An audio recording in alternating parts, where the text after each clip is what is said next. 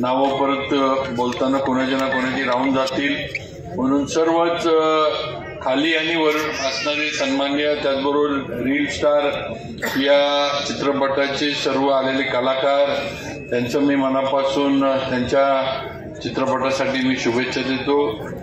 आज आपल्या सर्वांच्या वतीनं पहिलं तर भाऊंना 61च्या सर्वांच्या वतीनं शुभेच्छा देतो। भाऊ, तुम्ही काहीतरी म्हटला किंवा माझी 61 साजरी करून संदीप मला रिटायर करतोय असं जरी पत्रकार बंधू सगळे उपस्थित आहेत तरी भाऊ तसं काय होणार नाही, कारण 61 आणि 16 मध्ये काय फरक नाही। आता इथं ते 61 लावलं तर खालनं मला महेश म्हणतोय मला 16 दिसते खालनं, तर भाऊ 16 म्हटलं तर भाऊ 16 पण असं भाऊंना काही वयाचा तिथं फरक पडत नाही।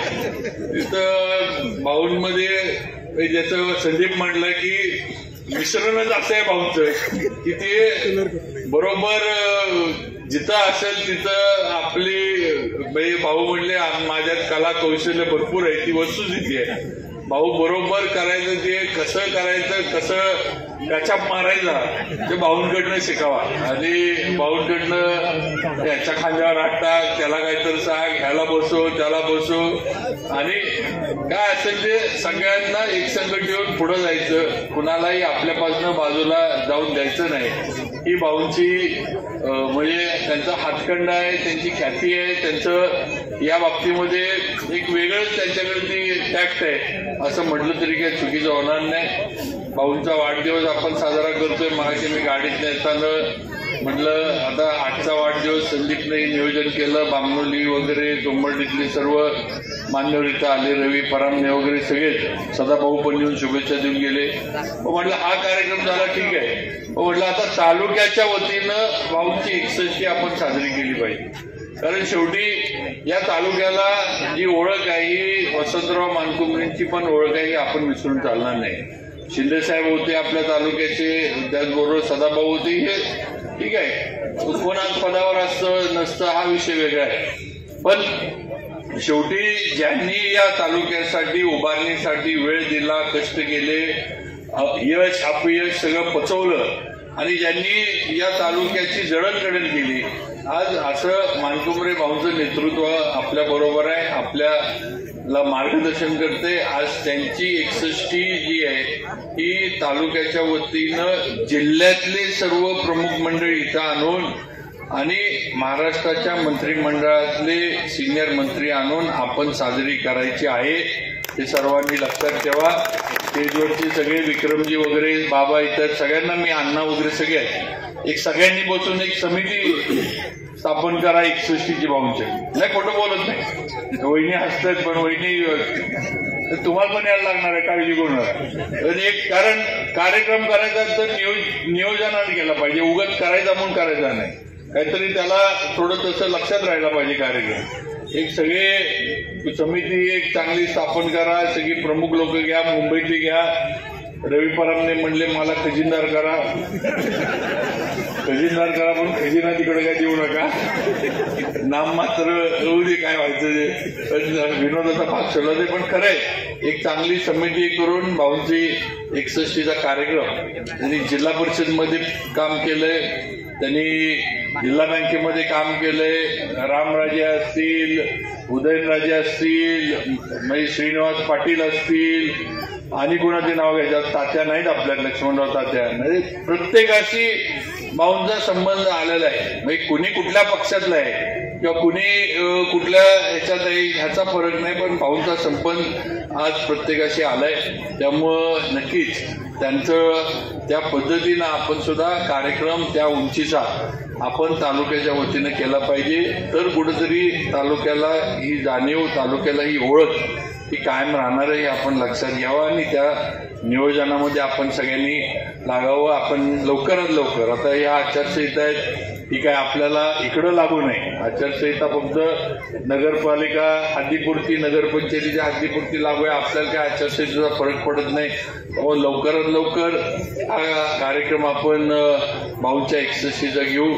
आज भाऊंनी सांगितलं, भाऊंची नात इथं होती, तिनं अतिशय गोड भाषण केलं. तुम्ही बघा, तिनं सांगितलं मला भाऊंचं बोट धरायला आवडतं. ते म्हणजे त्या नेतृत्व गुण जे आहे ते बोटातनं नातीकडे गेले. व आता मी तिच्याकडे बघताना मला मनामध्ये वाटलं, म्हटलं पुढची जिल्हा परिषदचा अध्यक्ष आपल्याला इथं दिसतंय. आज काय असं ना, आज ना उद्या ते म्हणजे बाळ कडू जे आहे ते फिरून भाऊ नातीत त्यांनी बरोबर आणले. तर एवढी लहान, एवढं न घाबरता भाषण, न लिहिता भाषण करती, बोलती म्हटल्यावर काय तर गुण आल्याशिवाय आजोबांचे राहणार नाहीत. आणि नक्कीच भाऊंचं नातीवर जास्त लक्ष आहे ही तुम्हाला मला सगळ्यांना माहित आहे. त्यामुळं नक्कीच वहिनी घरी गेल्यावर तिची दृष्ट काढा सगळ्यांनी, कारण एवढी गोड मुलगी आहे. त्यामुळं म्हणजे ती नक्कीच दृष्ट घरी गेल्यानंतर काढा. पण आज भाऊंना आपण मगाशी संदीप मला वाटतं ह्याच्यात बोलला की बाबांनी केलं, बाबा उलट आहे. म्हणजे भाऊ माझ्यापेक्षा वयाला मोठे आहे. मी भाऊंना आशीर्वाद नाही देऊ शकत, त्यांनी मला दिले पाहिजे. भाऊंना उपाध्यक्ष पदाचं वगैरे जे काय विषय होता त्यावेळेला फक्त तिथं मी होतो आणि फक्त हे आमचं तालुक्याची मागणी आहे, हे काम झालं पाहिजे एवढं फक्त त्या ठिकाणी सगळे जे काही मंडळी बसली होती त्या ह्याच्यामध्ये रेटून मी धरलं. आणि भाऊ हे जिल्हा परिषदला उपाध्यक्ष झाले. उलट हे आशीर्वाद माझं त्यांना द्यायचं वय नाही, तेवढा माझा अनुभव पण नाही. ठीक आहे, घरानं वगैरे भाऊंनी सांगितलं की आता वेगळा भाग आहे, नशिबाचा भाग आहे तुमचं. छत्रपतींच्या घराण्यावर सगळ्यांचं, महाराष्ट्रातल्या सगळ्यांचं प्रेम निष्ठा आहे, तो ती कायम राहणार आहे. पण तरी आज भाऊंना आपल्या सगळ्यांचं पुढच्या त्यांच्या वाटचालीत पण सगळेजण आपण त्यांच्याबरोबर आहोतच. आता त्यांनी सांगितलंय की मी आता जॅकेट चढवलंय. जॅकेट चढवल्याचं म्हणजे काय अर्थ आहे तुम्हाला सगळ्यांना तालुक्याला माहित आहे. त्यात परत म्हणले ओबीसी पडले, सर माझे उमेदवार आहेत. आणि परत म्हणले सर म्हटले भाऊ पाहिजे तर मी आहे. सर काय आता बघते, सर आता जायच्या आधीच म्हणतील मला भाऊ पाहिजे. त्यामुळं हे नाही. पण आज एक आहे की एक अतिशय हे सगळ्यांना घेऊन सगळ्यांना बरोबर नेण्याचं काम आज भाऊंच्या माध्यमातून होतं. कधी कोण रुसतो, कधी कोण जरा नाराज असतो, पण त्याच्याकडे जाणार, बसणार, त्याला काहीतरी सांगणार, काहीतरी त्याला म्हणणार तुला इकडं काहीतरी करतो, तिकडं काहीतरी करतो, पण त्याला बरोबर येणार. नाराज आहे म्हणून जा तुझं तू बघ, मला काही सांगू नको, असलं भूमिका त्यांची नसती. अनुभव तुम्ही घेतलाय, मी घेतलाय. आणि सगळ्यांना आता दीपकचा आता इथं आपण प्रवेश घेतला.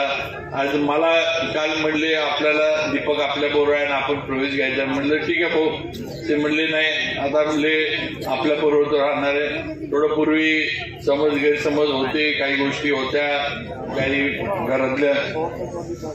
हो, पवार सरांचा पण वाढदिवस आज आहे, त्यांना पण त्यांचा पण केक कापायचा आहे. त्यामुळं नक्कीच आज हे नेतृत्व आपलं जे आहे त्या नेतृत्वाचं जे काही महत्व आहे ते तुम्ही आम्ही तालुक्यानं राखलं पाहिजे असं मला नक्की या निमित्तानं वाटतं.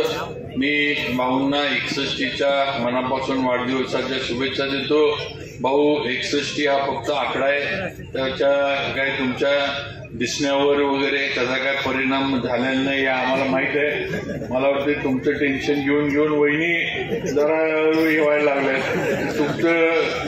तुम्ही अजून असं म्हणजे जरा म्हातारपणाकडे आल्यासारखं दिसतच नाहीये.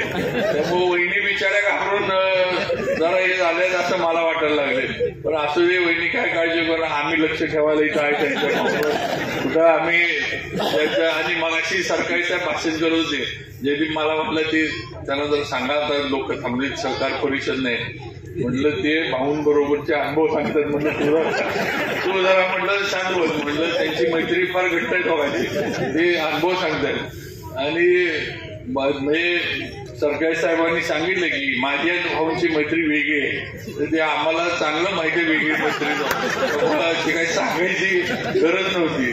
तर त्या दोघांच्या मैत्रीचे जे आम्ही गंमत म्हणजे 4 भिंतीच्या आत आम्ही जी मैत्री बघितली बँकेच्या, कारण आम्ही असायचो बँकेला, त्यांना कुठं दौरा असला की भाऊ वगैरे आम्ही सगळे असायचो, नितीन काका आम्ही सगळे असायचो. त्यामुळे त्या गमतीच्या आम्ही बघितल्या त्या नक्कीच मैत्रिणीच्या नक्कीच म्हणजे एक वेगळी मैत्री त्या निमित्तानं नक्कीच भाऊची सगळ्यांबरोबर कायम राहिले.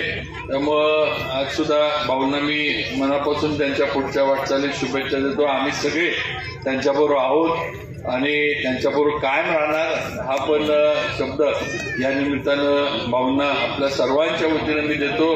संदीपनं पण सांगितलं, आज कैलासवासी प्रतापराव परांगणे असतील, समोर आता महेश बसलाय, कैलासवासी संपतराव देशमुख असतील, ही दोन्ही जी व्यक्तिमत्व या तालुक्याची होती ती भाऊसाहेब महाराजांबरोबर पूर्वी ज्यावेळेला सातारा जावळी मार्केट कमिटी होती त्यावेळेला त्यांनी काम केलं. त्यांना मार्केट कमिटीमध्ये संचालक, व्हाईस चेअरमन वगैरे सर्व महाराजांनी ताकद देण्याचं काम केलं.